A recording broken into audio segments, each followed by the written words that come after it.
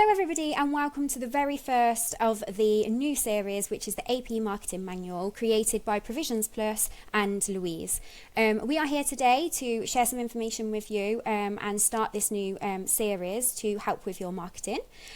So I'm going to start by introducing myself and Provisions Plus. I am the founder of Provisions Plus, which is a specialist alternative provision service, and I will be here throughout the series giving some expertise and advice around alternative provision and the best ways to market what it is that your organisation specialises in. I'm going to introduce Gemma, who is joining us today from Louise, to give us a little bit more information about Louise.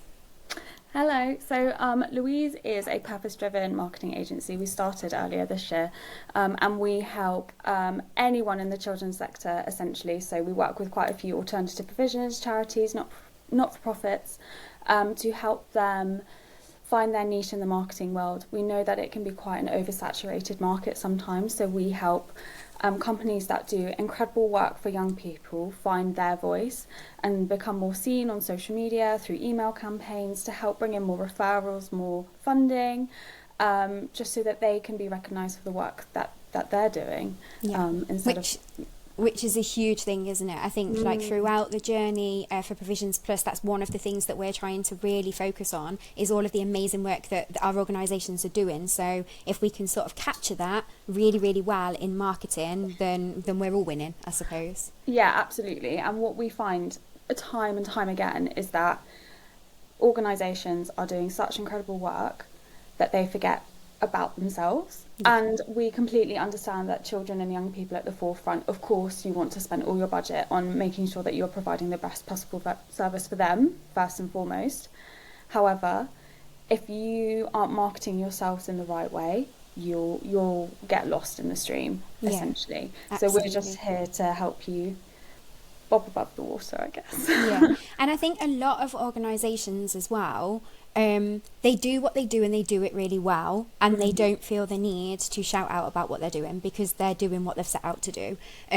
Whereas then there's other organisations that are like showcasing what they're doing really well and they're getting it out there and people are they really know what their service offer looks like. So we need to find I suppose a happy medium and help providers get to a point where actually they don't see it as sort of showboating, they see it as advertising the work that they're doing and showing what incredible work they are doing with the families and the young people that they're working with.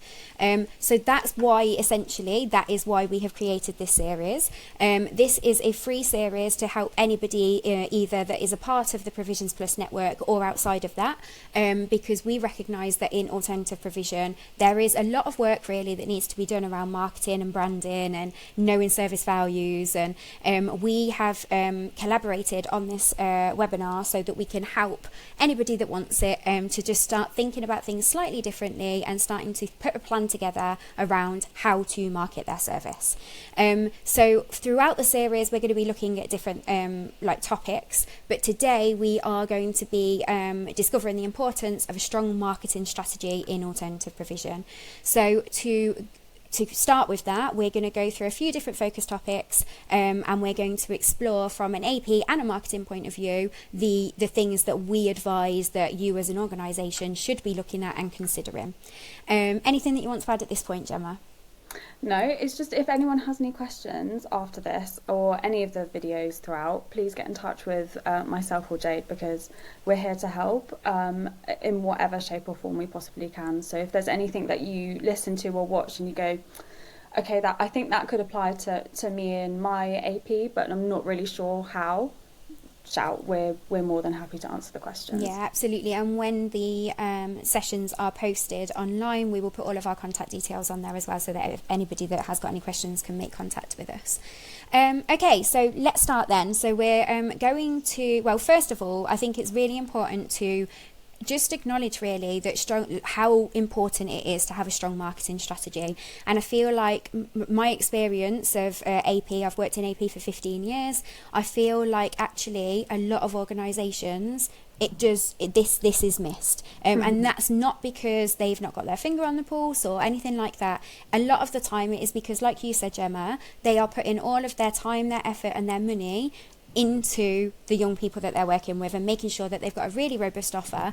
But now it's about, okay, things at times are changing with alternative provision, and actually there are so many more organisations that are offering a really high quality offer, and there's always new organisations that are starting in AP as well. So I think to obviously word of mouth is amazing, and if you're doing an incredible job so that word of mouth is getting you referrals, that's fantastic. But we also need to start thinking outside the box and thinking about what your marketing looks like and how you can be making a conscious effort to thrive in what is a competitive landscape, I suppose. So what will having a good marketing strategy help with? It's going to clearly, obviously, communicate what it is that your service does. It's going to shout out about all of that amazing work that you do, what your values are. It's going to attract the right student referrals, hopefully, because one of the things that's really important in alternative provision is making sure that actually we are not just accepting referrals and working with anybody. It's about making sure that you are working with the right young people to make a real difference. So we're going to start with so our objectives. Let's think about that. So our objectives of today's session are to identify your service strengths and niche, to identify key stakeholders and their needs, and to define a unique value proposition for your alternative provision service. So we're going to go through and just give some hints and tips on how you can do those things. We're going to start with what makes your service niche. So obviously, I say this all the time, every alternative provision setting has a niche. They are all entirely different. I work with a lot of different alternative provision settings, and there's always something that just makes them so special and makes them stand out from the crowd. And it's about recognising those things yourself and thinking about, okay, so what is our niche? So one thing that we can do to start thinking about this is I recommend that organisations start thinking about 3 things that they think is their niche and makes them stand out from the crowd. So it could be thinking about specific programmes that you've created. It could be, you have created something really, really special that may be something that you've just done internally with your own experienced and qualified and skilled staff, or it could be something that you've collaborated on with another organisation. But is that something that's entirely different, and have you taken a completely different approach to something to other organisations, and has that become one of your niche areas? It could be approaches. So what approach do you take to your delivery? What approach do you take to, building rapport with families and with young people? So when we're talking about approaches, we're talking quite broadly. It doesn't have to be your approach to delivery. It could be your approach to anything within your organisation that could be niche. Thinking about areas of expertise. So is there something within your organisation, or do you have a skill set or an expertise of some kind that again would set you out from the crowd and it would be different to other organisations? And it doesn't, it's not a problem for you to educate yourself around what other people in your local area that have AP settings, what they offer and what their level expertise is, or it's getting familiar with what other people offer, because actually that's then going to help you to build something that is different. It's going to help you to build something that actually isn't already available to the young people in your area, so that then we can help more young people, because ultimately that's what we're all here for. So thinking about your niche, absolutely consider those things. So for examples here, it could be specialised therapeutic interventions. That might be equine therapy, it might be art therapy. So if you're doing any of those programs, or you've created any of those programs, or it could be that some of the elements from those programs are embedded into other programs and you've been really creative. So just have a think about anything that sort of it is niche and sets you out from the crowd. It could be that you offer vocational training in a really high demand area. So you'll know that yourself as well from the sorts of referrals that you're getting through, from the interest levels that you're getting from schools and referring parties. So if that is a high demand area, or we know there's trends all the time. So if there is a trend and all of a sudden there's a real high interest in the vocational area that you're offering, that becomes a niche, that is something. But then also on the flip side of that, if there's not much talk about the vocation that you're offering, let's try and get that out there to build some more interest in that area, because actually you're doing something that isn't widely available. So it's seeing the pros on both sides of that, really. We can then also focus on which students are you supporting, what is your niche audience, because I highly recommend that alternative provision settings have a target audience, and that they're not taking referrals for all young people. I'm always saying this in the Provisions Plus network, that we have to recognise that actually no one setting can help every young person, and it's about recognising from the point of referral whether or not you feel that actually you are the best setting for that child. And that comes from a place of, let's avoid the sense of rejection if that placement breaks down. Let's avoid that feeling of rejection by doing our job properly from the very beginning of that referral process, and making sure that we know that we have everything in place to meet the needs of that young person. So focus on the support that's available to your young people, and what areas you specialise in with that. What's your niche in helping the young people with, it could be specific learning difficulties, it could be mental health, it could be social emotional. So have a think about what your niche is around that as well. Any input at all, Gemma? Have you got anything that you want to elaborate on any of that? I think you've covered it really well. Like, starting with your niche is absolutely where you should start with your strategy. And coming from my point, a strategy could mean something completely different from a marketing aspect, i.e. how are you going to advertise your AP? How are you going to market it to the world? It's really important to have defining features on your social media through your email campaigns. Why should people send in referrals to your particular provision, as opposed to one that's 20 miles up the road and offers something completely different? Everyone has started their AP with a unique vision and for a unique purpose, and it's really about tapping into that and selling that to the commissioners, the LAs and the schools, to make sure that they understand why the AP is the right fit for a particular young person. And I think it's really also important to consider involving your staff and the young people in the process as well, because these are the people that live and breathe it every day. They're on the ground doing the work, especially with behaviour mentors and staff working with the young people day in, day out. So they're the driving force of the AP, essentially. They're the backbone. So work in collaboration with them to figure out what makes your AP and provision so individual. What are the selling? I love that because we're all about all the time capturing student voice, and I think like if we can capture that in the marketing process, why would we not? Because the service is ultimately all about the young people. So I love that. Absolutely. And something that as well people always forget is testimonials are worth so much. So much. When you get really good feedback from a young person, and when they express how much they actually enjoyed coming to the AP, okay, they might not love every second of every day, but who does? Exactly. But when a specific young person gets along really well with a behaviour mentor, and they say, we went out for a walk today, I did XYZ, I've never done that before, and this is something that I want to work towards moving forward. That's such a monumental thing. Yeah. And it's so important to share, because this young person could have, sat in silence, not interacted with anyone. A young person just might not really want to get involved, or might not know how to get involved. So if they then start to feed back to you, that's huge. Yeah, and it also shows that they are feeling safe in that environment. So if they have come into your provision and they were very withdrawn and they didn't know how to socialise with other people, and now they're at a point where actually they're going out, they're doing things, they're engaging, they're going out for walks, and they just feel more sociable, then something in that provision is working, and it becomes a safe place for that child. So why not capture their voice and use that to show the testimonial through your marketing.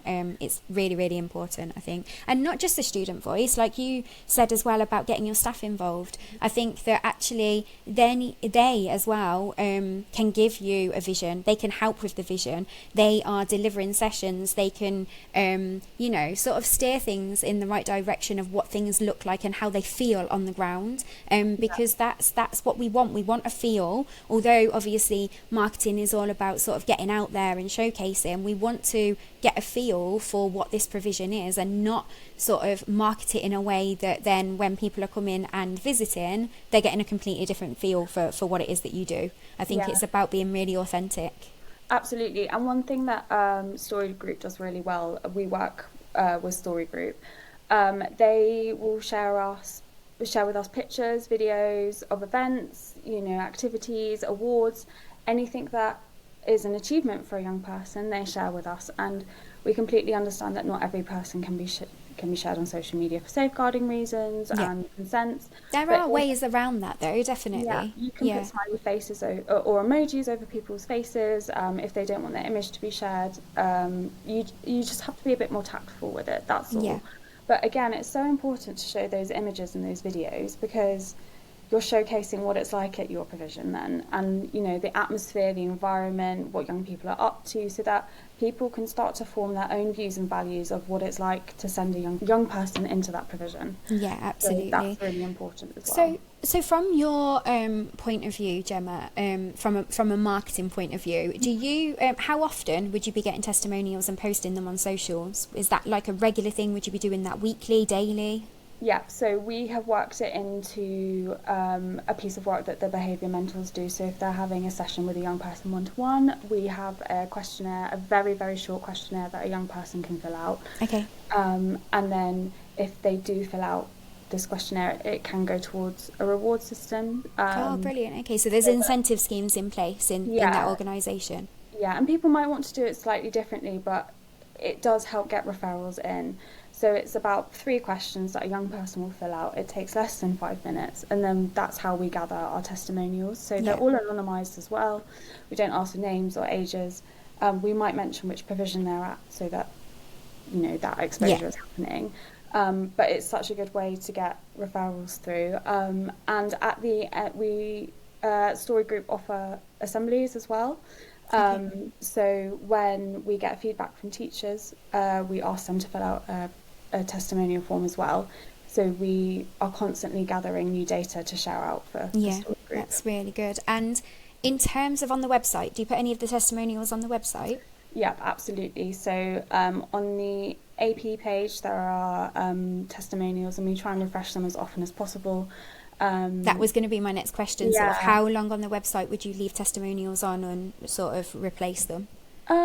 Every 3 to 6 months they're probably being refreshed. Brilliant. And that will also help with SEO as well. Yeah. So that's a whole other kettle of fish, which we could do a whole other video series on. But when you refresh a website, Google goes, oh, they're active, there's something going on here, and it will recrawl your website and start to rank you differently. So the more that you're engaging with your website and updating it and putting keywords and everything on it, it works more in your favour. But that's a whole other But that in itself is a really good tip for people, because if people, some organisations will be managing, in fact a lot of organisations will be managing their own websites. So that in itself is a good tip there, noted. So thank you for that one, Gemma. Okay, so happy with that. So that was our first point, which was identifying our niche as what is your service niche. Okay, so the other thing that we can do to support looking at our service niche is thinking about what makes our alternative provision service offer different to other local services. So we've said this now, coming from a place of Provisions Plus, we have a national network of alternative provision providers. We are not a competitive space at all. We are very supportive network, and everybody sort of collaborates, works together. However, we have to recognise that in AP, there are times where people see it as a competitive platform, and the reason for that is because ultimately you are all offering a service that is providing an education to young people. Now, the way that Provisions Plus sort of approaches this is, like I said earlier on, recognizing that one organization cannot help everybody, and actually that's where that takes away a little bit of that competitive streak, because if that's not your niche, why would you be taking a referral for that young person? So I just wanted to cover that, because obviously with us saying about like competition and competitive, I just wanted to sort of cover the fact that as a Provisions Plus network, we don't see it as competition. But yeah, so I just wanted to make that very clear. So considering what makes you very different to other local services, I think it's really important to identify areas where you as an organisation are excelling and doing something really unique. And lots of organisations are doing something that is entirely different. And you can have 2, 3, 4 organisations that could all be doing, I don't know, a horse care course, but what that looks like in practice, in delivery, the approaches that are taken are all entirely different for each of those organisations. So it's thinking about what is it that makes your offer completely different. So things to consider: what are your group sizes like? Do you have a smaller staff student ratio? Do you offer one-to-one provision, or do you have larger groups? It's thinking about those things, because again, when people are looking at using your service, they are the things that they'll be looking for. They'll want to know whether the child will be receiving a one-to-one provision. Are they going to be able to go into a group of 4 other young people? Is it 2-to-1? We need to consider those things, because actually when risk assessments and referral paperwork comes through, we need to be making sure that whatever it is that is on that documentation, that organisation can meet needs, because again, if we can't, we shouldn't be going ahead with the placement. We should be thinking about, do you offer a more flexible approach? Do you offer personalised curriculum, which again, in the world of AP, you absolutely should be. Everything should be tailored to the young person. So what approach are you taking to make sure that you're tailoring that? Do you have a particular strong focus on something within the delivery? Again, I mentioned earlier, is it social, emotional, mental health? Is it learning difficulties, or a particular learning difficulty? What is that niche? Really focus on, what that strong focus is that you have as an organisation, because that will then again help you to highlight that and identify that, so that you're getting your marketing out there, talking to the right audience. Anything from you, Gemma? Again, I think you've covered it really well. So I think there's kind of 3 pillars that you really, really need to cover: is why do you do it, who do you do it for, and why does it matter? What's your purpose in the AP space? And there's kind of a good formula that you can use for that. So we do X for Y, so that they can ZA, if that makes sense. Yeah. So an example would be, we provide therapeutic, education and personalised supports for students at risk of exclusion, so they can rediscover their confidence and thrive in learning. It covers all the points. People know exactly why they should be referring into you, and you're hitting all your USPs there at the same time. And I think it's really important to keep it authentic. We see that a lot of organisations, APs, charities very quickly slip into the corporate jargon. So I'm the worst for this. I'm very, everybody that works with me knows that I'm very open and honest. So here we go. So I obviously work with Louise. Louise have done a look over my own marketing. And the feedback that I got from that was mind-blowing. And actually, I found it a little bit emotional, because I felt that you really saw what it was that Provisions Plus is trying to do, and you understood it, but actually put a different spin on it to make it more personal. Because I have slipped into that being corporate and being exactly coming from a local authority as well. I had that embedded in me a little bit, I suppose, but I came from a place of, this is how I need to be, this is the professionalism that I need to be demonstrating for people to take me serious. But actually what I missed out of that was the complete, the most important thing, which was the passion and the heart that I have behind everything that I do. So you're absolutely right with this point. It's so easy to slip into that corporate approach. Yeah, and I think a lot of APs forget that. What everyone forgets, that this is such human-centered work. We're working with real people day in, day out, and we're all driven by emotions. We might have not eaten the right thing the night before, so we're all a bit wound up, or there's so much that goes into AP and everyone working together, that it's so important to highlight that compassion, and that's the work that we're doing. So like you kind of said, I think people just go into the factual, this is who we are, this is what we do, this is what we kind of expect, whereas AP is way more of a journey, and you can highlight that through how you sell yourselves and how you talk about yourselves. And so the different audiences that APs will normally talk to are the commissioners in LA, the schools, the parents, and the young people themselves. And I think that's also something that we forget, is that in this big digital world, young people have access to all kinds of things, including looking at your AP. Yeah. So they'll probably be looking at your socials, looking at your website to see if they are going to be coming to your provision. They'll be checking you out beforehand. Yeah. So how are you speaking to that young person? And I think that's something that APs also need to consider. That's such a good point, because like a lot of the time it is not thought about what the young person is going to think about the website, or are they on socials. I think that it is truly understanding that your audience, like, it's not just one person, is it? Your audience is the young person that you're, like, obviously wanting to support, but your audience is also the schools, the local authorities, and the parents and carers. So you've actually got to be very clever with the way that you're therefore marketing. But who, I suppose, you need to be considering, who do you want to really talk to in that as well? Because ultimately, if you've got the vote from the parents, carers, the school, the local authority, and then the young person goes onto your socials and they're like, absolutely not, because of the way that you're marketing, you've lost that young person, and or it's going to be even more challenging to then engage them, which actually, if we were very clever with the way that we were marketing from the get-go, that may remove some of those barriers, I suppose. Yeah, and I think onboarding isn't the right word here, but when a young person comes to your provision for the first time, what's their first day like? And this is, I'm going off a bit off topic here, but what are the first touch points that they have with your provision?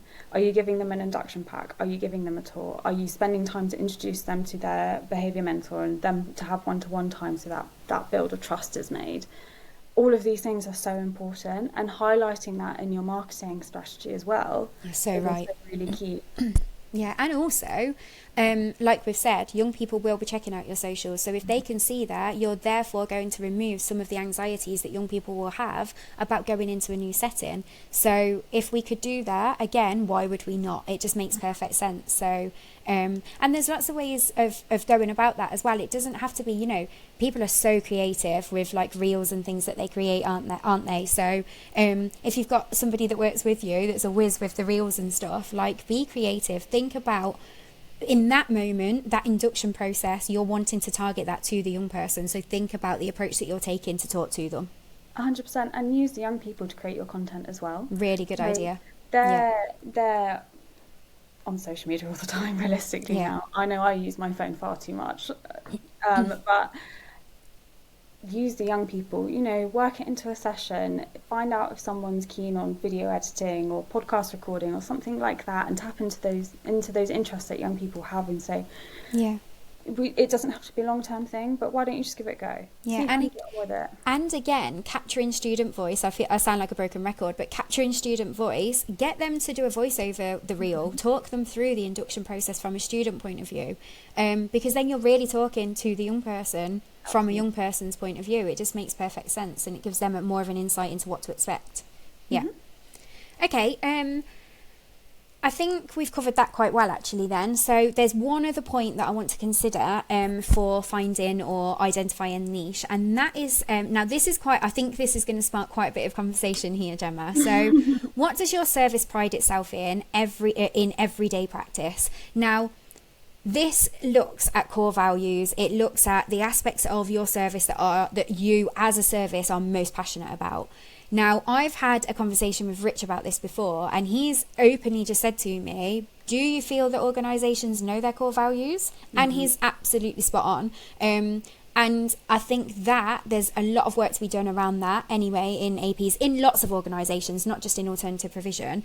So there is a lot of work to be done around that, but it's then establishing what the core values are of your organisation, and then thinking about how do we embed that into everything that we do? How do we make sure that's consistent from every member of staff? And how do we make sure that the community, that the young people, that everybody that's sort of all stakeholders that are using that service are understanding what those core values are? And then how are we marketing that, or how are we embedding that into our marketing as well? So how to do that, how to start thinking about like what's most important in everyday practice. I have made a note around sort of creating how are you creating a supportive and inclusive environment? So what measures are you taking? What are the values that are underlying the practices to create a supportive and inclusive environment? So that can start to get you thinking about what your core values are around that. Do you, or how are you building strong relationships and building strong rapport with students and families? Again, start thinking about your values and what do you have as those core values that are supporting those relationships and building those relationships and that rapport. And how do you go about promoting student independence and self-advocacy as well? So if we can start identifying the measures that we're taking and thinking about the core values that underpin all of those things, we can then start thinking about how are we going to market that.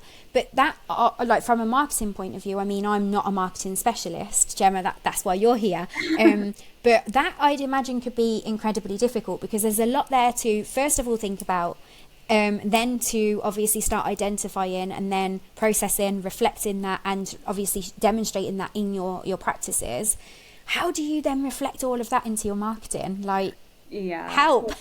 When you say it, it sounds like a very big, overwhelming piece of work. And it really isn't. The best place to start, and coming at it from a marketing point of view without giving away huge trade secrets, is that so when we start to work with the client, we will ask them to fill out a questionnaire, and we will ask them a series of questions, I think similar to one that you probably filled out, Jade, when you did your work with us, and we will ask you a series of questions that help us to pick apart your provision, your company, your charity, whatever it is. That is a really good exercise to do from a business point of view. It made me think about things that I potentially should have been thinking about way before then. But it's a really good exercise to just get you sitting down and really thinking about, okay, where am I at with everything? What are we trying to do here? What is the vision? What is our mission? What's the purpose? Like, it's so important. And actually a lot of people, because we're all just so busy day to day, and a lot of people wouldn't just sit down and be asking themselves those questions. So to actually, when you start the journey through, like with Louise, and you do that exercise, it's definitely something that's worthwhile. I think it really gets you thinking about things well.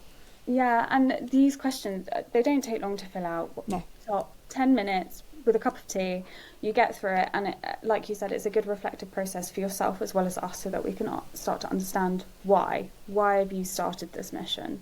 Yeah. And then what we'll do is have a few calls with like the key stakeholder, and then various staff members or external members. So we work with a few fostering agencies as well, so we'll talk to the foster carers who aren't directly within the company but still work with, so that we can start to build an even bigger picture about the service that you offer and the provision, and you know, all the different moving parts that sit within the organisation. And then from that we will start to create your vision, mission and your core values, and that's it. That's it. You made it just sound so easy.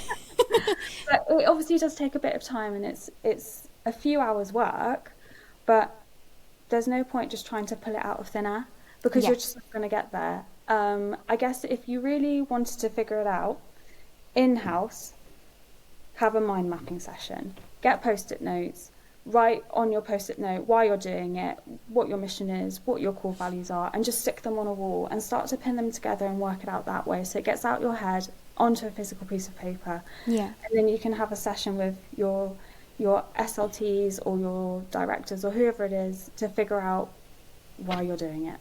And again, I think that throughout that process, it's really important to be authentic. Don't be thinking about what you think people are expecting from you. Be thinking about what it is that you're doing here, because that's what we're trying to capture.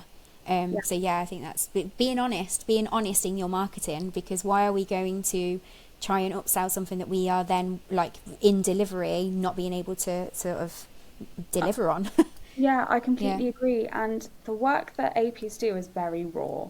one minute you might be having a really nice session with a few young people, and then suddenly one young person becomes dysregulated, and you know it's going to take a bit of time to bring them back down. Yeah.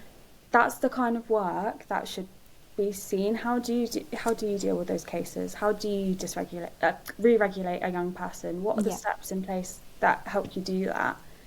And that all comes into your core values and your mission and why you're doing the work you're doing. Yeah. You're right with that. Like, that's a really good point, because I always say that, like, working in alternative provision is one of the hardest jobs, especially in the educational sector, because every day is different. First off, but it can be very, very challenging, and then staff don't get a lot of processing time to sort of to process and reflect on what's happened that day. They could have gone through 5 very serious situations in one day, and they don't get a lot of time to process that. But by thinking about how, like you've just said about if a child becomes dysregulated, thinking about what have you done to help regulate that child, because that is important. What your staff are doing and the expertise that your staff have to make that difference is the difference between that child re-engaging or not. So if we're thinking about what practices are sort of sitting under your day-to-day practice, what are your core values, and then reflecting that again in marketing, people will want to know that you are capable of helping a dysregulated child. If they're going to refer that child into you, why would you not be capturing that information to then demonstrate how you're helping them in that moment of need? So that's a really good point, Gemma. I really like that one. Okay, so we have covered identifying niche in quite a bit of detail there. So that's given some pointers for alternative provision providers to be thinking about. We're now going to move on to identifying service strengths. Now, we've covered this a little bit when we've been thinking about the niche, but I also think that there's other points that we need to consider for this. So understanding our strengths is essential for highlighting, again, what it is that your service offers, what they do best, attracting, again, the right audience, and getting those right referrals coming in. We need to consider as well that the way that we're marketing will reflect the referrals that are coming in. Now, if we're getting referrals coming in for young people that we are absolutely not the right place to be supporting, we are ultimately wasting the time of those families, but we're also spending a lot of time meeting people and showing them around and talking to them about our provision, where actually time could be better spent with the young people that are already accessing provision. So that needs to be considered as well. How can we be more clever? How can we do it in a better way to not waste people's time, I suppose, by sort of selling the dream and then offering something completely different. So to help with identifying service strengths, my first point is thinking about what we are exceptionally good at. So identifying areas that we are consistently achieving or doing really, really well in. We're getting, positive outcomes consistently, or that we are receiving those really, really positive testimonials. What are we doing really well? It could be that we are re-engaging disengaged learners. It could be that we are improving attendance significantly. It could be that there's so many things in the world of AB. It could be that we are providing a really tailored support package, and actually that's bespoke. So we're embedding different things into the package that other people just wouldn't even consider. So any of those points that you feel that you are exceptionally good at, and it doesn't matter at this point, it doesn't matter if other people are good at that as well, but it's thinking about what you're exceptionally good at as an organisation, and again, mind map it, get those points down, think about it, talk to the team. And this again would be a really good thing to do as a team exercise, I think, because it's really, really good to get feedback from the rest of the team on what they think that as an organisation you're good at, and what everybody in different roles will see things differently, because you'll have some people that will be working on the ground with the young people, you'll have some people that are working in the office. So from each person's point of view, you're doing things, they will all see different things that you're doing exceptionally well. So try to capture all of that, I think.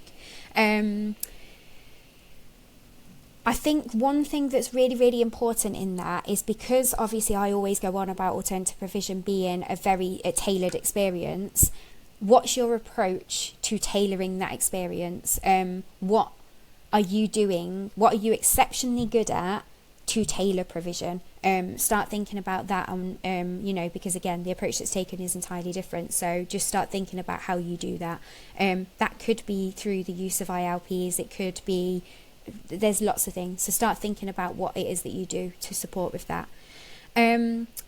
What unique resources and expertise you may have as an organisation. So again, staff teams are entirely different in different organisations. You will have some organisations that have a whole team of teachers, fully qualified teachers. You will have others that don't have teachers, but they have a SENCO. They have mental health trained staff that are on site. They have lots of different experiences, expertise, and different skill sets. So start really honing in on those and thinking about what is that experience, what is that expertise, and again, start making a note of that. I think that one of the selling points for provision as well is if you know as a professional, let's say, let's say as a parent, if you, a parent or carer, you know that your child needs a lot of support around a particular area, and then you have had an AP presented to you by a member of staff from a school. You know what you're going to be looking out for. You're going to want to know, and if your child needs a lot of support around mental health, and then they have mental health trained nurses that are working within that organisation, that is going to be something that stands out to you. So as an AP organisation, why would you not be shouting out from the rooftops about those experienced staff? And that level of expertise that you have within your organisation. So again, it's just about really sort of highlighting those things, because they will stand out to the people that really need your provision, and they'll talk to the right people. So it's really about thinking about those specialisms that your service provides, and just making sure that not only you, like the marketing team or whoever's leading on marketing, it's about making sure that the whole team are aware of what those specialisms are, because, it goes so much further than just what we're posting on socials and putting on the website. We should be living and breathing our core values and our and the messages that we're trying to get across in our marketing throughout all of our practice. Anything from you, Gemma? Yeah, one thing that I would kind of say to, I guess, tail end what you've just covered is it's also really important to highlight the outcomes that you achieve throughout your provision as well. So how many young people have gone back into mainstream schooling or onto their very important during the term school year? How many of your staff members have you helped to upskill? Has anyone done an apprenticeship? What kind of training have you given them? And things like that really help people to build a bigger picture of you as well, but also shout about the incredible work that you're doing. And I know when I've spoken to people at Illuminate in Bournemouth and Story in Berkshire, they say, but why should we be sharing these? Why should we be sharing these outcomes? Because you've worked really hard to get here, and the reason they're asking that though is because I know Brian very well, and I know that his point of view on that is because they are doing what they are there to do. So his point is, why would we be shouting out about, we're doing what the children are here, that we're giving the service to the children and the young people that they are here for, so we're doing our job and we're doing it well, but why should we be shouting out and telling everybody that we're doing that? And I get that, I do get that, but I also get that the work that they're doing is incredible, and they are changing lives and they are making a difference to young people and families. So actually that needs to be captured, and it does need to be shared, just to demonstrate all of that amazing work that they're doing. And as a provision, it makes you really transparent about your communications. And, we've worked in monthly newsletters at Story Group to show what the whole organisation has been up to throughout a month. Because when you start to let people in and see the whole 360 view, they're going to want to refer into you, because they know exactly what you're doing and who you are and how you speak and, the different activities that you've got going on. And it's just so important. Yeah. One thing that we haven't actually made a note to discuss today, I'm putting you on the spot here a little bit, Gemma. Right. One thing that we haven't made a note to discuss, but it's something that I find it works really well. So I'm just wanting from your point of view. I have a provider in the Provisions Plus network that they're really good with reels and stuff, and they have a really good tone behind what they do with a real good sense of humour. Whoever's doing their marketing, they've got a very good sense of humour. That can be risky because it can go one of two ways. But what are your thoughts on obviously not keeping everything so serious all the time, but having some, like, allowing people to see that actually we are just human, and there is a person behind the content that's going out, there is a person behind that, and there is like a sense of humour. What's your opinion on that? I'm a huge advocate for it. Do Okay. it. We did an email campaign last year for story, and it was going out to LAs, and it was when the Euros were on, and I signed off one of the emails. It's coming home. Do it. Yeah. I love that. Just do it. And obviously it didn't come home. Yeah. No one's about that. But show personality, show fun, do puns. Like, we're human and we like a good laugh, and it makes you way more human. That you're not fluffed and polished and shiny. You've got this lovely personality around you, and that's what it's about. Yeah. And like, some of the best marketing out there is humorous. I mean, I don't want to be mentioning any brands, but like, there's one supermarket that's brilliant with them. Well, there's a couple of supermarkets that are brilliant with their branding, to be fair, and their marketing. But there's so much humour, and actually that gets so much coverage because of the humour that's behind that. So no, I'm glad that was your response. Okay, so we are going to move on to our next point, which is addressing stakeholder needs. So important, which again, we have touched on this throughout, obviously, the conversations that we've been having, but understanding the needs of our stakeholders is crucial. Now, I suppose the first point here is, as an organisation, understanding who your stakeholders are is essential. Because obviously we've spoken about, like, the students are at the heart of everything we do. They are running, they are in the middle, and everything we're doing should be around those young people. But we also need to appreciate that our stakeholders are parents and carers, local authorities, commissioners. Anybody that is commissioning your service is a stakeholder. So we need to also be mindful about the way that we are talking to them through our marketing as well.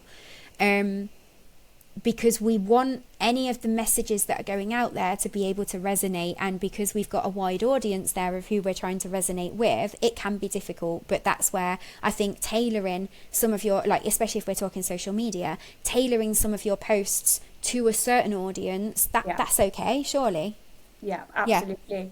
And also, one thing that people forget is that you can't blanket captions for every single platform. Every platform needs to have its different tone of voice, and still have your personality in it, but the same content you use for LinkedIn isn't going to work for Facebook. Facebook is a lot more relaxed, personal platform, whereas LinkedIn is where the commissioners are going to be viewing your content. So they do need to be different. And that's where you need to think about your stakeholders carefully. More young people will be using TikTok and Instagram, but parents will probably still be using it, and a commissioner might also be looking at their Instagram and scrolling through in the evening just to, check in. So you do need to think about it really carefully, but there are clever ways that you can work content to hit each stakeholder. If that makes sense. I think that as well is a really good point. So we are, throughout the series, we are going to be talking more around, like, different types of social media and how to use social media and so on. But knowing, first of all, being on social media is a huge thing. So many organisations that I work with or have worked with are not on social media. It is the place to be for your marketing, and getting the voice out there of your young people and showing what you're doing, and the day-to-day demonstrating what normal delivery looks like. Then socials definitely are like the leader in helping with that. So I strongly advise everybody to be getting on socials. It's then thinking about, from an organisation point of view, what socials are you going to go on? So obviously we have got LinkedIn, Instagram, Facebook. There's just so many, isn't there? So it's thinking about which ones are going to feel right. It's thinking about how many do you, as an organisation, do you want to be on. You don't have to be on them all, but it's having a purpose, I suppose, for the ones that you are choosing to be on. What is the purpose and what is your plan in how you're going to use that? So that in itself is some, like, a strategy, is thinking about socials. But like I say, we will pick up on that in one of our other episodes, because we've sidetracked a little bit there. But okay, so with addressing stakeholder needs, then we are thinking about our target audience. So how do you identify the specific groups of students and families that you're trying to reach? It may include thinking about, so again, this goes back to your niche. So start thinking about who it is that actually you are offering provision to. Remember, what we've said throughout the series is that actually you want to avoid receiving referrals from young people that you're absolutely the wrong organisation for. So actually, let's start thinking about what level of need is it that actually you can meet. Is it students with specific learning difficulties? Is it students that have experienced trauma? Is it students that are struggling with extreme anxiety? Whatever that is, that's your target audience. And it may be that you specialise in more than one area, which is absolutely incredible, but know what areas you're specialising in and be able to demonstrate that through your marketing. Yeah, and I'd like to add one thing to here, actually, is a good way to identify your audiences is to have a proper referral form. 100%, yeah. So many APs that we've seen don't have one. They'll just have a generic contact form, and that doesn't help you segregate the needs, who's coming from where, who needs what support. I'm assuming a generic contact form will just go to a hello at inbox, and then it'll be sat there, and then it will take a lot of work to figure out where it's come from, what kind of service is required. Whereas if you have a very detailed referral form, you can easily answer those questions. Yeah, 100%.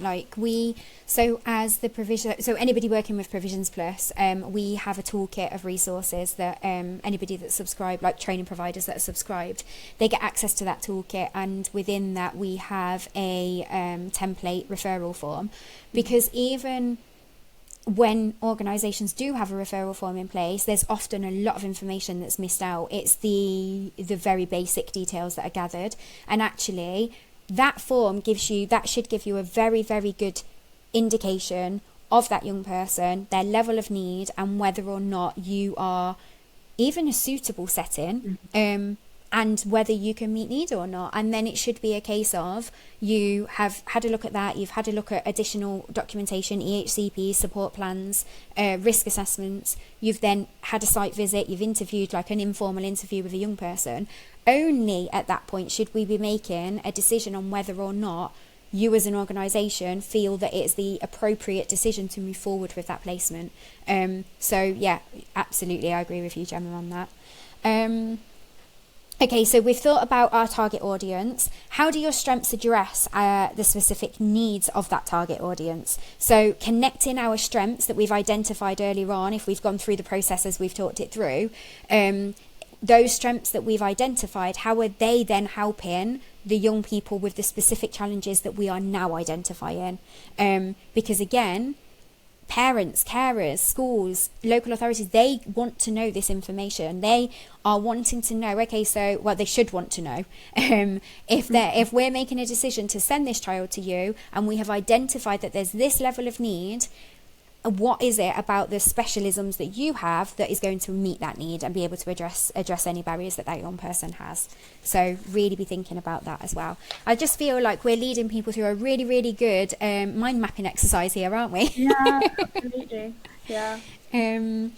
Also, think about if your strengths are providing, earlier we mentioned about like therapeutic interventions and stuff like that. So if your strengths are providing therapeutic support, explaining how that's helping students with particular barriers. So we offer therapeutic support, and that helps overcome emotional and behavioural challenges by and then go into detail about whatever practices and processes it is, and again pull those core values into that, reflect the you know, what it is that you and only you as an organisation are doing. And like we said earlier, you know, organisations can be offering a very similar service, but no one can do like I had a conversation yesterday and I was like, you know, other people can do very similar things to you, but nobody can do you. No one's going to have the same vision and the way that they execute, you know, what they're trying to do as well. That's not going to be the same as you, because they're not you.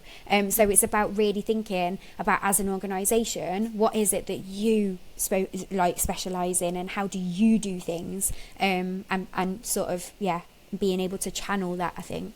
Mm-hmm. How does your service tailor provision to meet the needs of our target audience as well? So, you know, I'm really big on this. I just love tailored provision, because I just think that's what sets AP out. It just, you know, that it's so open because we haven't got the restrictions and that rigid way of thinking that often schools they have to have. And it just means that we can think outside the box and we can do things entirely differently. And if that means we try a different strategy every day until we crack it with a young person, then that's what we will do. So, well, that's what we should be doing. So when you are like, what is it that you are doing as an organisation to tailor that provision to meet the needs of the young people?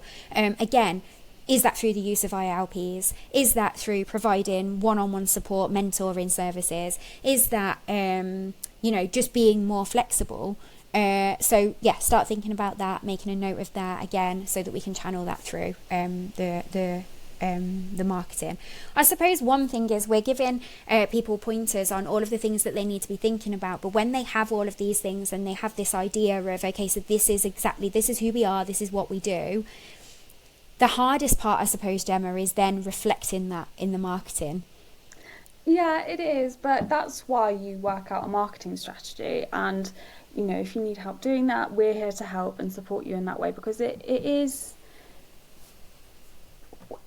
hard to set the backbone, but once it's there, it's pretty easy to rinse and repeat. So you can do the same thing month in, month out, but tailor it to, you know, specific events or anything that are coming up. Or if you have X amount of spaces that need to be filled, you know, you can work that into your email comms or highlight it on social media and things like that. So it's good to have a structure in place, but allowing that sense of flexibility as well is really good. So how you would do that is, one, to know your audience. We've already covered that. Knowing your core themes, again, we've covered that off. And then you can start to match content to channels. You know, if you've got a specific event, you're having an open day, you want to highlight that to commissioners, LinkedIn will be the proper channel for that. But you can wrap it up in a highlight post on Facebook and Instagram as well, to show that just to show parents or schools that you're doing this kind of event as well. And then you can start to repurpose the content that you've used before. You don't have to create new every month. And the real driving force will be getting pictures of events, videos of events, things that young people have done at your provision. And that will help drive your content and drive your strategy. That's a really good point, because I think, like, we've all done it. We all do it where we use photos or images from whatever system we're using to create our marketing. But there's something so special about actually the use of your own content, like your own photos, your own videos, obviously making sure that you've got permissions for all of those that you're using, but there is something really special about that, because what's more authentic than actually showcasing your own delivery? I think that it's special. It is special. Stock imagery is fine, but it's not you. It's not you. And it's not telling your story. But I think the easiest thing that Provisions can do is create a content calendar. And that will just be a simple week or month schedule of content, a content overview, and you can pinpoint specific events, activities, open days, exam season, AQA award, graduation, that kind of thing. And pinpoint on a calendar when it's going to happen, and then go, okay, so I know I've got content points for these days, what else can I fill in? And you can start to create something called evergreen posts, which are posts that don't have a date or time frame on them. Okay. So these can be more of your graphic posts. Again, Story Group are really good for these. Illuminate are really good for them as well. So maybe have a look at them and see how they use evergreen posts. So that will be things like your outcomes, testimonials, things like that that can just be worked in when you've got content spaces. Okay, so here's a question for you. How much is too much to post on socials? That depends. Okay. So in terms of AP, I think good practice is 2 to 3 times a week. You can do it daily, but it will often get lost very quickly. Don't post more than once. Yeah. Videos are really good because they get higher reach. Algorithms love video at the moment, so I would always say video first content, but graphics and photos are absolutely fine as well. Yeah. 2 to 3 times a week.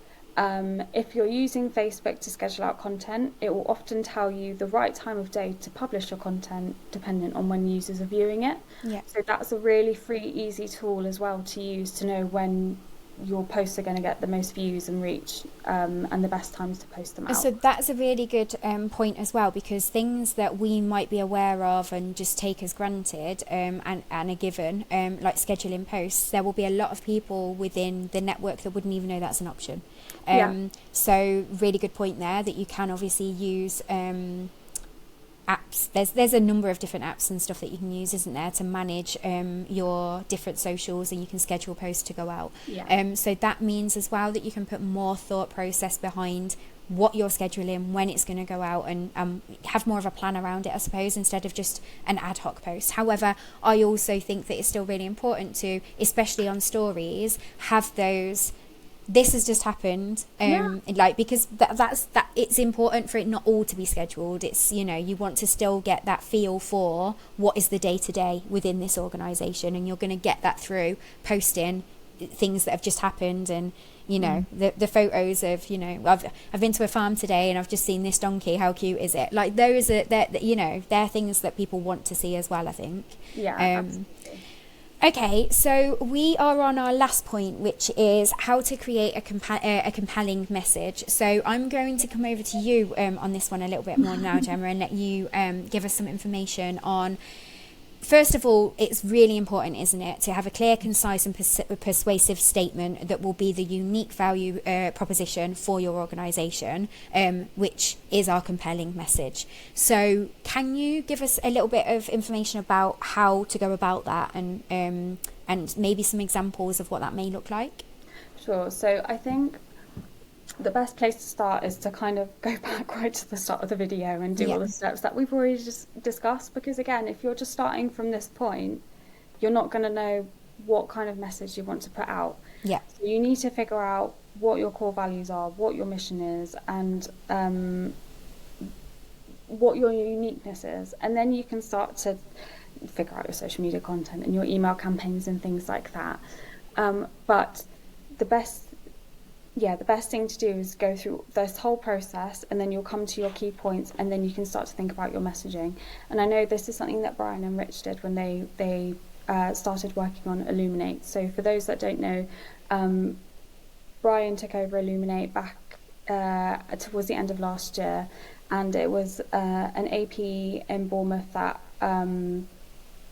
needed a lot of love, shall we say. And it's now gone to a provision that is full and is really thriving. But a high quality provision. And Brian went through the mission statement, went through his core values, and they came to the name Illuminate. And then from there, okay, so you've got the name Illuminate. From there, you can start to think about putting in the use of light and the puns, and, you know, making young people brilliant and bright, and forming your messaging around that. Does that make sense? I love it. Like, you could see that I loved that, because as you were saying it, my smile was getting bigger and bigger. I love that. So it's really helpful to think about, to use those pillars to create your messaging, and from that they've created the Reset program, which is a true 12-week reintegration program for young people down in Bournemouth, Dorset and the BCP Council. area. And reset kind of comes from the place of, okay, so there's light involved here with the name of illuminate, a reset, a spark, an ignition, and that's how you start to create your messaging. Yeah. So you can quite clearly, you've given very clearly, you've given examples there of actually when you've done all of that work that we've talked through, you can then really sort of embed that into the next stage, and that's where then you will start getting ideas of what you want your logo to look like if you're rebranding, where you want to use certain fonts with the light. Illuminate's got like a glow around it, hasn't it? Yeah, exactly. So it's like, yeah, really get into the nitty gritty of like what you want your organisation to be and what you are and what those core values are and what that says about you, to how can we now demonstrate that in our branding, as well as, because obviously it's not just about your day-to-day marketing, it's about your branding as a whole. It's about your logo. You know, if your logo is something that's completely different to everything that you've identified throughout this journey, then what's that saying about you? Absolutely. Because it's definitely not consistency. Yeah, and it's about injecting that personality into your brand and your messaging as well, because Stories newsletter is called the monthly chapter. You know, we're writing a new chapter every month and inspiring new stories, so you can tie it together really cleverly, and that's why I love marketing so much. And that's where you can get those play on words and the puns and that humour side of things as well. I love it. I do. So, okay, so I think that we have covered quite a lot there, and I think that that's definitely given people sort of a direction to be starting in, to look at creating their own marketing strategy. We obviously, this is a series, so there's going to be other sessions where we will then be looking at other things that will support with that. So I think our session 2 will be looking at developing a strong marketing plan. So that will obviously take what we've done today, that will take that and just embed that into a plan, and we'll give you more detail around the measures that you need to do to do that. So thank you so much for your time today, Gemma. I think that we've given the audience some real food for thought there, and I think that we've given them a lot to think about, and to start planning their own marketing strategy. As you said at the beginning, if there is anything that anybody that is watching would like to sort of dig a little deeper or ask any questions about, then please just get in touch with us. We'll be more than happy to help, advise and share more details. And I've just really enjoyed talking it through with you, Gemma, today. So thank you so much for your time. I really appreciate it, and thank you for joining us. No, it's been really good fun. I've really enjoyed it too. Good. Thank you so much. No, thank you. Bye. Bye.